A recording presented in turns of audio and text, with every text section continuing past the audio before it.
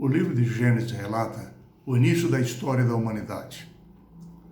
Criada perfeita, ela afastou-se de Deus, que estabeleceu um plano para salvá-la, através da vinda de um Redentor. Assim é que o livro de Gênesis relata como Deus conduziu as primeiras gerações, a história do dilúvio, os patriarcas, e conclui com o estabelecimento do povo de Israel na terra do Egito.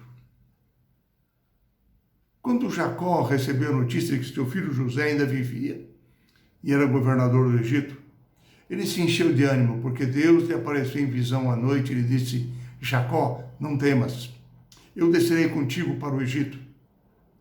Ali te tornarás uma grande nação, conforme te prometi. Mas um dia a tua descendência retornará para esta terra, que eu prometi a Abraão e a Isaque. Ele se encheu de esperança e subiu com toda a sua família. A Bíblia fala em 70 pessoas. Na verdade, há ali uma listagem de 70 homens, conforme era o costume da época. No total, deviam ser mais ou menos 200 pessoas, contando as mulheres e as crianças. É interessante que quando a Bíblia relata 430 anos da peregrinação de Israel no Egito, é interessante analisarmos a cronologia bíblica desde Abraão, e nós iremos perceber que esse período de 400 anos abrange desde a primeira descida de Abraão ao Egito, quando vindo da Mesopotâmia encontrou fome na terra de Canaã, depois retornou para Canaã. E assim, esse tempo de 430 anos envolve o período de Abraão, de Isaque, depois de Jacó, 215 anos, até que Jacó descesse para o Egito finalmente com toda a sua família. Assim, o período de 430 anos é dividido em duas partes. Primeiro de Abraão, quando ele desceu para o Egito a primeira vez, e a segunda parte, a partir de quando Jacó desceu 215 anos depois para o Egito. Interessante essa coincidência. Quando Jacó desceu com sua família para o Egito, eles permaneceram ali durante mais de 50 anos em paz, enquanto José vivia. Depois da morte de José, surgiu no trono egípcio uma dinastia de faraós, originários de sacerdotes tradicionalistas. Eles escravizaram os estrangeiros que viviam entre eles, e assim o povo de Israel também tornou-se escravo. Após o reencontro com seu filho José, Jacó foi apresentado a Faraó. É interessante que José, ele disse aos seus irmãos: digam a Faraó que vocês são pastores de rebanho, conforme ele mesmo já havia contado a Faraó. O plano de José era que os seus irmãos, primeiro, recebessem uma terra separada dos egípcios, porque ele não queria que eles se misturassem com os egípcios, que eram altamente idólatras. Ele não queria que eles abandonassem o Deus verdadeiro. Em segundo lugar, José tinha o objetivo de que não houvesse conflito entre os israelitas e os egípcios. Os egípcios eram idólatras e eles consideravam os animais, em especial os bezerros, como deuses. Nos cultos egípcios, eles apresentavam oferendas aos animais. Mas no culto israelita, os animais é que eram oferecidos em culto, em sacrifício. Além disso, além de matar os animais, os israelitas se alimentavam do rebanho. E José não queria que eles se tornassem odiosos para os egípcios. Não houvesse conflito entre eles. O terceiro objetivo de José é que eles se apresentassem como peregrinos na terra do Egito e pudessem retornar a Canaã quando desejassem. Assim foi escolhido para eles a terra de Gósen, próxima ao delta do Nilo, na chegada da terra de Canaã, próxima já à saída. José desejava que seus irmãos estivessem próximos dos egípcios, mas não misturados com eles, para manterem a sua identidade cultural e, acima de tudo, espiritual. Quando Jacó foi apresentado a Faraó, pronunciou uma bênção sobre ele. Faraó era sacerdote supremo da religião egípcia, recebia dos deuses o seu poder. E agora o patriarca Jacó, representando o grande Deus Eu Sou, abençoava Faraó. e significava que o Deus de Jacó era superior ao Deus de Faraó. Após o povo de Israel se estabelecer na terra de Gósen, Jacó adoeceu. José foi avisado disso e levou com ele os seus filhos Efraim e Manassés para que Jacó conhecesse os seus netos. Jacó tomou os 2 filhos de José, abençoou-os e disse a José: os teus 2 filhos, que te nasceram na terra do Egito, antes que eu viesse a ti no Egito, são meus. Efraim e Manassés são meus, como Rúben e Simeão. Os que nascerem depois deles serão teus.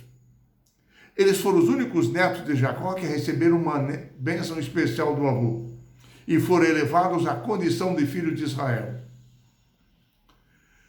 Assim é que os descendentes de José, Efraim e Manassés, receberam uma herança entre as 12 tribos de Israel, na terra prometida, na terra de Canaã, após o êxodo.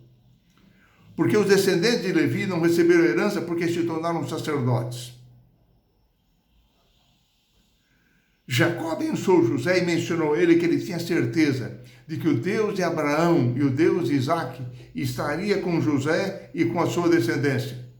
O Deus que o havia alimentado, protegido, guardado, mudado o seu nome para Israel, os protegeria no futuro e os guiaria de volta à terra prometida. Essa era uma esperança que confortava Jacó ao lhe perceber que ele iria morrer. Jacó em seguida chamou os seus 12 filhos e apresentou-lhes uma bênção profética. Jacó anteviu ali o perfil da descendência dos seus filhos. Como se tornariam as 12 tribos de Israel, suas características no seu perfil. E Jacó escolheu Judá como seu primogênito. A tribo de Judá governaria as outras tribos. E ele disse: o cetro não se arredará de Judá, nem o bastão dentre os seus pés, até que venha Siló, e a ele obedecerão os povos. Não apenas Judá governaria os seus irmãos, mas o Messias descenderia da tribo de Judá. Siló é um dos títulos que o Velho Testamento aplica para o Messias, em especial no livro de Salmos. O Messias descenderia de Judá, a ele se dobrariam todos os povos. E assim Jacó anteviu o futuro, a vinda do Messias e a salvação da humanidade. Nos momentos conclusivos do livro de Gênesis, nós encontramos 3 mensagens de esperança. Mensagens que o José apresentou aos seus irmãos antes de morrer. A primeira mensagem era que os filhos de Israel um dia retornariam à terra de Canaã, a terra prometida a Abraão, Isaque e Jacó. Antes de morrer, Jacó encarregou os seus filhos de sepultá-lo em Canaã, na caverna de Macpela, onde estavam sepultados Abraão, Sara, Isaque e Lia. José organizou um grande cortejo fúnebre do Egito em direção a Canaã, como que um precursor do grande êxodo que ocorreria séculos mais tarde.